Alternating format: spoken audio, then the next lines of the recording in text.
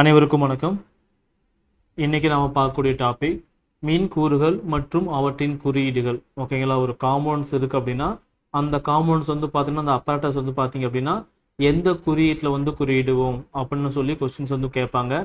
இது வந்து பார்த்தீங்க அப்படின்னா சரியான விடையை தேர்ந்தெடுத்து எழுதுக இதில் கேட்கலாம்.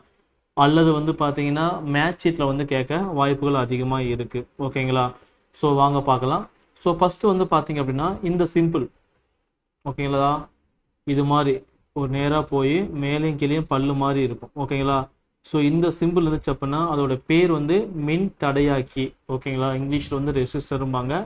ஸோ இது வந்து எதுக்காக பயன்படுது அப்படிங்கிறதையும் கொஞ்சம் தெரிஞ்சு வச்சுக்காங்க. இது எதற்காக பயன்படுது அப்படின்னா மின் சுற்றில் பாயும் மின்னோட்டத்தின் அளவை நிர்ணயம் செய்ய, ஓகேங்களா, கட்டுப்படுத்த வந்து பார்த்தீங்கன்னா இந்த மின் தடையாக்கியானது பயன்படுது. ஓகேங்களா? ஸோ அது மேலே ஒரு கோடு இப்படி கிராஸில் போட்டிருக்காங்க.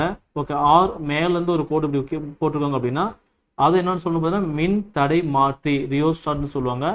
இது வந்து பார்த்தீங்கன்னா மின்னோட்டத்தின் அளவை தேர்ந்தெடுக்க நாமளே பார்த்தீங்க அப்படின்னா ஒரு 100 ஓம், ஓகேங்களா, இது மாதிரி ஃபிக்ஸ் பண்ணிக்கலாம். இல்லை அப்படின்னா ஒரு 200 ஓம் இது மாதிரி நம்ம ஃபிக்ஸ் பண்ணிக்கலாம். ஓகேங்களா? அதுக்கு வந்து பார்த்தீங்கன்னா இந்த சிம்பிள் மின் தடை மாற்றியானது பயன்படுகிறது. சரிங்களா?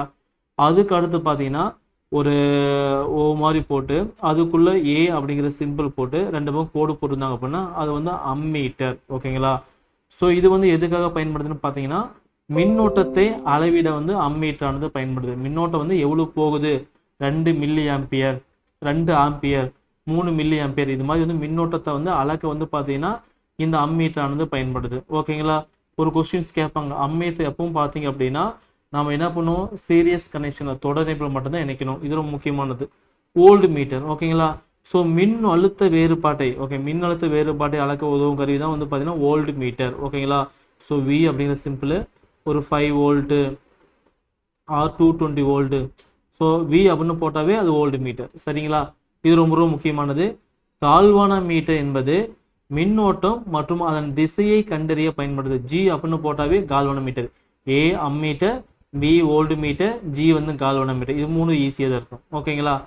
அதுக்கடுத்து டயோடு. டயோடு ஒரு ட்ரையாங்கிள் போட்டு லாஸ்ட்டில் ஒரு கோடு மட்டும் போட்டாங்க அப்படின்னா அது வந்து டயோடு. ஓகேங்களா? அதுக்கு மேலே ஒரு 2 ஏரோ மார்க் இப்படி போட்டாங்க அப்படின்னா அது என்னன்னு சொல்லுவாங்க, எல்இடி, ஒளிமின் டயோடு. ஓகே, பேர் பார்த்தீங்கன்னா ஒளிமின் டயோடு, எல்இடி, லைட் எமிட்டிங் டிஸ்பிளேன்னு சொல்லுவாங்க. சரிங்களா? ஸோ ஒரு கோடு போட்டு கீழே வந்து இது மாதிரி கிராஸில் ஒரு 3 கோடு போட்டாங்க அப்படின்னா அது என்ன சொல்லுவாங்க, தரை இணைப்பு.